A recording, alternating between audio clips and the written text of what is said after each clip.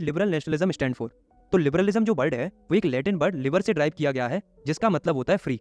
मतलब ये जो मिडिल क्लास के लोग थे वो लिबरलिज्म चाहते थे, मतलब फ्री होना चाहते थे, जिसके लिए मिडिल क्लास के लोग कई चीज़ों के लिए डिमांड कर रहे थे। जैसे कि पहली डिमांड थी कि ऑटोक्रेसी रूल खत्म होना चाहिए। दूसरी डिमांड थी कि जो चर्च के लोग हैं उन्हें जो प्रिविलेजेस मिलते हैं वो खत्म होना चाहिए, मतलब क्लर्जिकल प्रिविलेजेस का एंड होना चाहिए।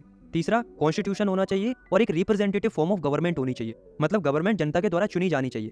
तो ये सब चीज़ों के लिए मिडिल क्लास लोग डिमांड कर रहे थे। पर दोस्तों पता है प्रॉब्लम कहाँ थी?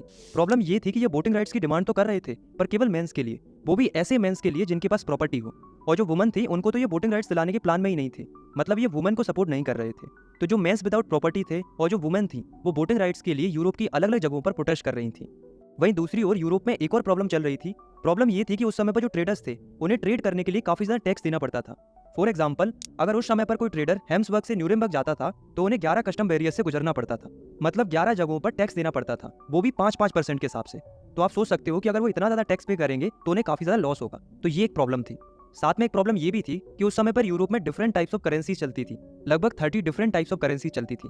तो ऐसे में ट्रेडर्स को प्रॉब्लम ये होती थी कि उन्हें ट्रेड करने के लिए हर स्टेट में करेंसी चेंज करनी पड़ती थी। तो ये जो दो मेजर प्रॉब्लम्स थी, एक तो टैक्स की और दूसरी डिफरेंट करेंसीज की, तो इन प्रॉब्लम्स का सॉल्यूशन निकल के आता है 1834 में। 1834 में क्या होता है, एक कस्टम यूनियन फॉर्म होता है जिसका नाम था ज़ोलवरी।